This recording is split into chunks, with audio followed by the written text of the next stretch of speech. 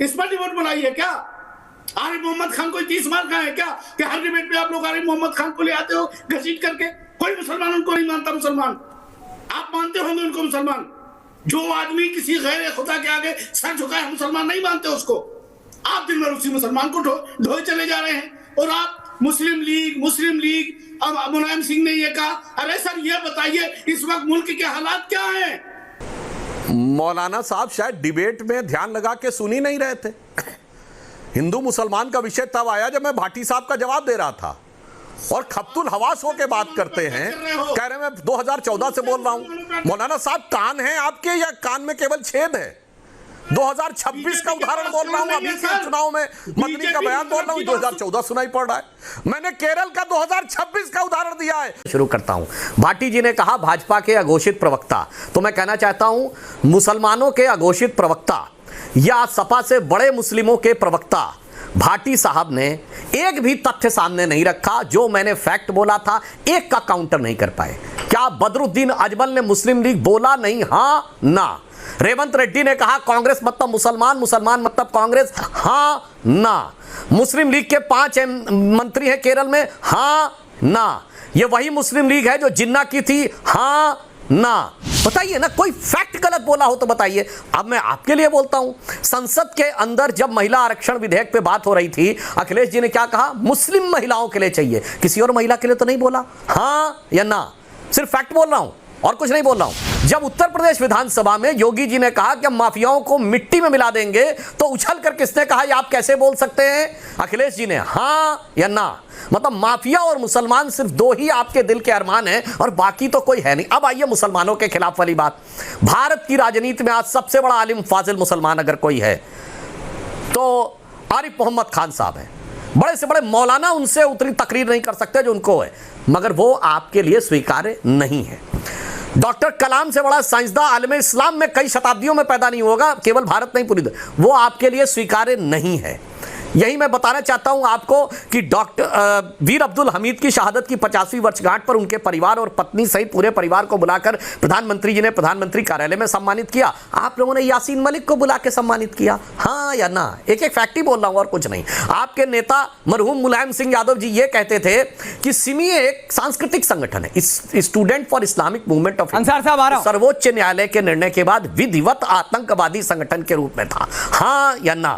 फिर मैं कहना चाहता हूं मैं मुसलमानों के लिए इससे ज्यादा क्या करवा सकता था कि मैंने 16 हिंदू मरवा दिए थे, 40 भी मर जाते तो गम नहीं था। 2017 मार्च में लखनऊ कैंटोनमेंट विधानसभा चुनाव में समाजवादी पार्टी के चुनाव से दिया गया भाषण, हाँ या ना?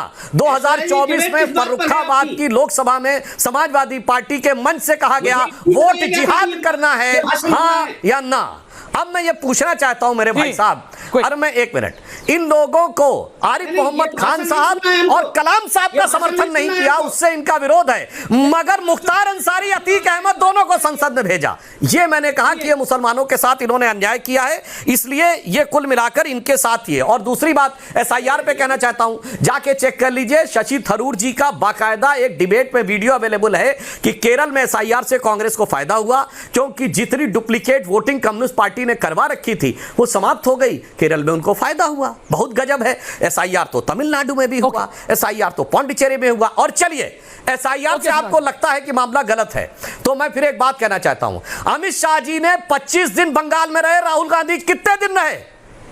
चलो बंगाल में उनका बहुत दम नहीं था, असम में मुख्य विपक्षी दल थे, कितने दिन रहे? केरल में सरकार आ गई, कितने दिन रहे? चुनाव के दौरान ग्रेट निकोबार से लेकर वियतनाम घूम रहे हैं। चलिए हमारे यहाँ अमित शाह जी, पूर्व अध्यक्ष नड्डा जी, वर्तमान अध्यक्ष नितिन नवीन जी ने शक्ति केंद्रों की मीटिंग ली, मंडल अध्यक्षों की मीटिंग ली, बूथ लेवल वर्कर्स की मीटिंग ली। कितने बार आपने राहुल गांधी को देखा? बताइए कांग्रेस की बूथ लेवल वर्कर्स की मीटिंग कब हुई? मंडल अध्यक्षों की मीटिंग कब हुई? यानी कोई मेहनत नहीं करनी, कोई काम नहीं करना, धरातल पे काम नहीं करना। कितनी रैलियां की राहुल गांधी ने? बताइए बंगाल में। रैलियां की राहुल गांधी ने? बताइए बंगाल में।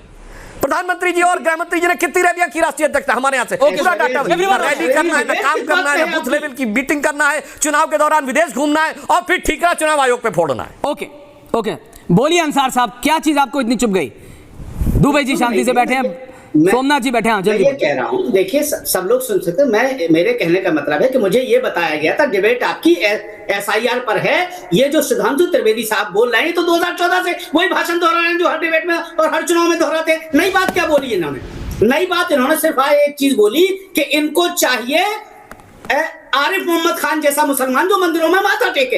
इन्हें वो मुसलमान चाहिए। इनको 25 करोड़ हिंदुस्तान का मुसलमान नहीं दिखाई देता, एक मुसलमान दिखाई देता है जो इनके कहने पर माथा टेक देता है ताकि वो राज्यपाल बन जाए, और कोई मुसलमान इनको नहीं दिखाई दे रहा इतने बड़े मुल्क में। ये क्या तरीका है? बहुत बड़े आलिम फाजिल बता रहे हैं आप उनको, खड़े होकर मुतरे वाले को आप बहुत बड़ा आलिम फाजिल बता रहे हो। अरे कोई तरीका है सुधांशु जी? आज मुल्क के हालात क्या है? आरिफ यहाँ मुसलमान पर डिबेट हो रही है, कौन पक्का मुसलमान है कौन देशद्रोही मुसलमान है, इस पर डिबेट बुलाई है क्या? आरिफ मोहम्मद खान को 30 मार का है क्या कि हर डिबेट में आप लोग आरिफ मोहम्मद खान को ले आते हो घसीट करके? कोई मुसलमान उनको नहीं मानता मुसलमान। आप मानते होंगे उनको मुसलमान। जो आदमी किसी गैर खुदा के आगे सर झुकाए मुसलमान नहीं मानते उसको। आप दिन भर उसी मुसलमान को ढोए चले जा रहे हैं। और आप मुस्लिम लीग अब मुलायम सिंह ने ये कहा। अरे सर ये बताइए इस वक्त मुल्क के हालात क्या है, वो तो बताओ। 500 गाय मर गई राजस्थान में, वो तो बताइए। क्यों नहीं पूछ रहे हो? वो आपके यहाँ पश्चिम बंगाल में मुख्यमंत्री कह रहा कि 14 साल के बाद की जो गाय है उसे आप काट सकते हैं। शर्म नहीं आती है? क्या बात करते हो, बहस करते हो आप? ओके, बात करो ना। 500 गाय मरी कि नहीं मरी, कौन जिम्मेदार है उसका? कैसे एक मुख्यमंत्री ने ये कहा कि 14 साल के बाद जो गाय 14 साल की हो जाती है उनको आप काट सकते हो? सुधांशु जी, आप उसको राष्ट्रमाता कह रहे हो तो बाद में आप काटने के लिए परमिशन दे रहे हो। इस पर बहस करोगे? सुधांशु जी काउंटर दुबे जी आ रहा हूं, सोमनाथ दादा आ रहा हूं। सुधांशु जी, अगर मुस्लिम लीग अगर अनकॉन्स्टिट्यूशनल है तो उसको चुनाव लड़ने का अधिकार। ओके सर, मुस्लिम लीग। ओके, अंसार साहब जवाब ले रहा हूं। अंसार साहब जवाब ले रहा हूं। ध्यान लगा। अंसार साहब जवाब ले रहा हूं। Keep this window. अंसार साहब जवाब ले रहा हूं। Hold on. अंसार साहब जवाब ले रहा हूं। अंसार साहब जवाब ले रहा हूं। सुधांशु जी कोई काउंटर। दुबे जी और सोमनाथ जी बोले नहीं। हाँ, मौलाना साहब शायद डिबेट में ध्यान के सुन ही नहीं रहे थे। हिंदू मुसलमान का विषय तब आया जब मैं भाटी साहब का जवाब दे रहा था, और खप्तुल हवास होके बात करते हैं। कह रहे मैं 2014 से बोल रहा हूं। मौलाना साहब कान है आपके या कान में केवल छेद है? 2026 का उदाहरण बोल रहा हूं, अभी के चुनाव में मदनी का बयान बोल रहा हूं, 2014 सुनाई पड़ रहा है। मैंने केरल का 2026 का उदाहरण दिया है, 5 मंत्री है मुस्लिम लीग के, ये आपको 2014 का सुनाई पड़ रहा है। भाई साहब दिमाग कहां है आपका? आपका टेप बज रहा है वही 2014 से जो बचाना है, इसलिए आपके सामने यह समस्या है। हम नहीं कह रहे हैं कि हमारे लिए कोई समस्या। और आपने कहा मुल्क के क्या हालात हैं, तो मौलाना साहब कान खोलिए और सुनिए। आज महंगाई की दर इस बुरे दौर में भी 3.5% है।